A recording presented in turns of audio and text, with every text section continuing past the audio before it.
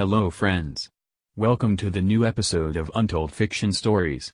To subscribe to this blog, please visit untoldfiction.blogspot.com. Let's start the recital of this new short story called The Divine Design. It had been 40 years since the first human colony was established on Zeus X planet. A planet that is roughly 50 light-years away from our home planet Earth. Zeus X was discovered by the great scientist Dr. Gabriel in the year 2030. And, within 100 years of that discovery, we established the first human colony on this planet in the year 3015. The current year is 3055. I am Captain Smith and currently leading an expedition to the fifth moon source of the planet Zeus X. In all, Zeus X has 7 moons. Source has a constant winter and an average temperature of -140 degrees Celsius. There is no sun in this system and hence there is no concept of day and night. The idea of a planet which did not belong to any solar system had seemed absurd in the last century. But, with the gradual progress in space explorations, it came to light that there were several planets called solitaires which did not belong to any solar system. These planets did not depend on a sun to provide them with heat, light, and energy. The energy in these planets came from within their core. The core was made up of hydrogen and helium, and a fusion reaction was fueling up the planet with heat and energy. But, the fusion reaction was not burning up the planet like the sun in our solar system. There were metals called southaires buried just about 50 kilometers below the surface of the planet which acted as coolants. They absorbed most of the heat and radiated just enough heat to keep the surface of the planet warm. This heat kept the average temperature on the surface to about 45 degrees Celsius. The light emitted from the southaires gave a faint yellow glow in the whole planet. The solitaires had been discovered accidentally when a deep space exploration believed to be dead for years had suddenly started transmitting signals back to Earth. Many scientists had argued that solitaires were in fact suns with very faint radiation owing to their ancient creation. But, they were also surprised why these suns had not been turned into a supernova and got destroyed after all these years. Hence, the solitaires were regarded as planets rather than suns, as they did not fit into the current preview of our understanding of the universe. After the Third World War, it had been decided that Earth was no longer fit for humans due to the high intoxication levels, and large spaceships had been built with the remaining natural resources to move the few remaining people to the new planet.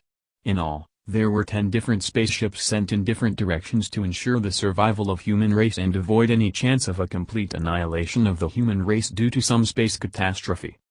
The recent transmissions had confirmed that 5 of the spaceships had successfully reached their destinations. 2 of the spaceships had met with an accident and there was yet no news from the remaining 2 spaceships. I was the first generation of people that took birth on the Zeus X planet. My father was an officer in the spaceship that had traveled to this planet. My mother was a doctor on board the spacecraft. They had woken up from a deep sleep during the last 6 months of their flight. After a brief period of dating, they had married. Our colony was set up with 1,000 humans. There was an equal ratio of men and women to carry on life on this planet. With the advancement of science, it was now possible to decide the gender of the baby. As per the laws of the new planet, each couple had to conceive 1 girl and 1 boy to maintain the genetic biodiversity of the new race. I was born 3 years after my elder sister Stella. Stella is the lead scientist in the mineralogy department. I am in charge of the deep space communication, and currently, we are on an expedition to set up a radio transmitter on the moon source to send deep space signals to our other space expeditions. I am traveling with a crew of 4 people. Captain Rogers is our lead pilot and Captain Sheila is the co-pilot. Captain Raj is the lead instrument scientist.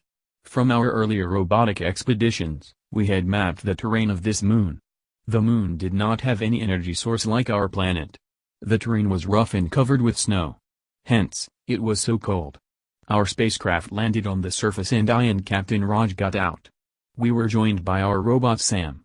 Sam flew the spacecraft and landed on the precise location to set up the radio transmitter. We set up the radio transmitter and returned to our spacecraft. Captain Raj pressed the button of the remote control to activate the transmitter and a red beacon started flashing as the transmitter came to life. Our mission to set up the transmission had been completed successfully. Captain Sheila turned the thrusters on as we flew back to our home planet. As we took flight, I started looking out of the window. The moon was completely frozen and the absence of air made the source a very quiet place. Suddenly, Captain Raj got excited and showed us the signals on his monitor. The heat sensors on the spacecraft had picked up a heat signature. He was receiving heat signals from the surface of the moon indicating the presence of some living organism.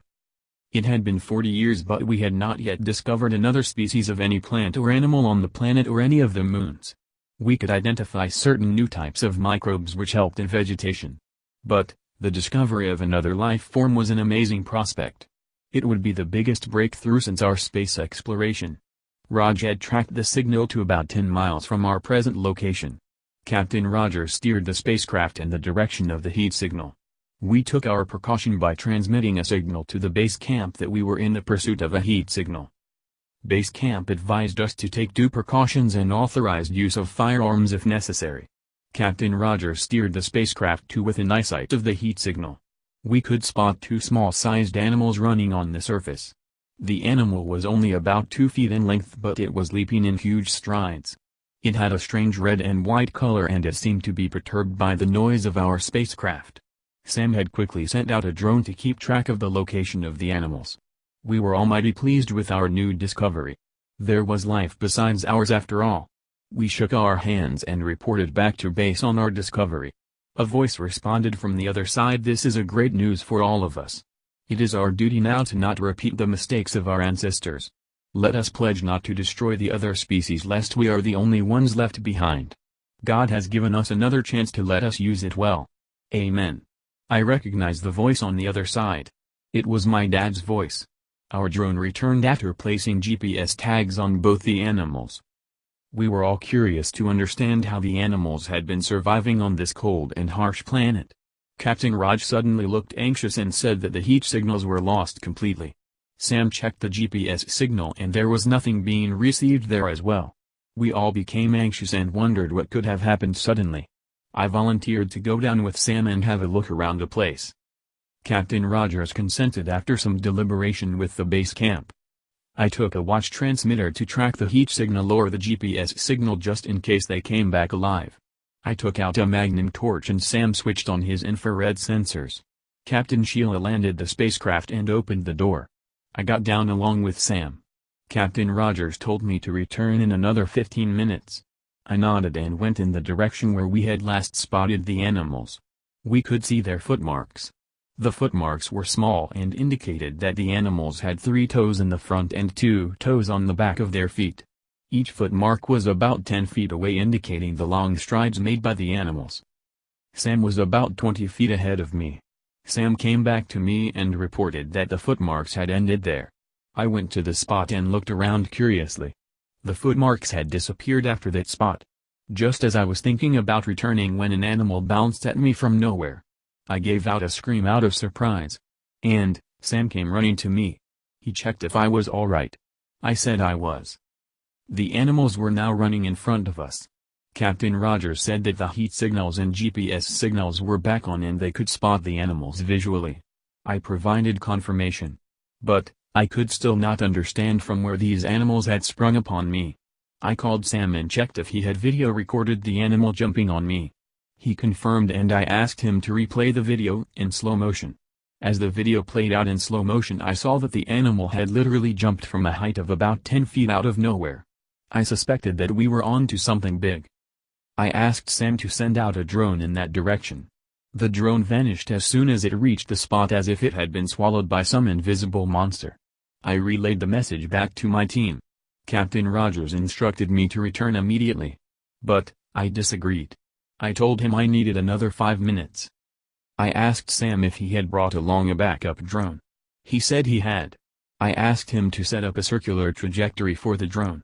This time I sent the drone and waited with bated breath to check if it would return. After waiting for about 10 minutes, the drone returned and I jumped in excitement. We returned to our spacecraft and checked the information collected by the drone. To our surprise, the drone had traveled 40 light-years in under 10 minutes. We had accidentally discovered a wormhole. God had finally revealed his divine design to us mortals. As we returned to the base camp, we were greeted with a hero's welcome. The wormhole spot was named as the divine spot and is the key to discovering the remaining universe. The end. Hope you enjoyed listening to this short story. You can listen to more short stories by subscribing to this channel. Goodbye.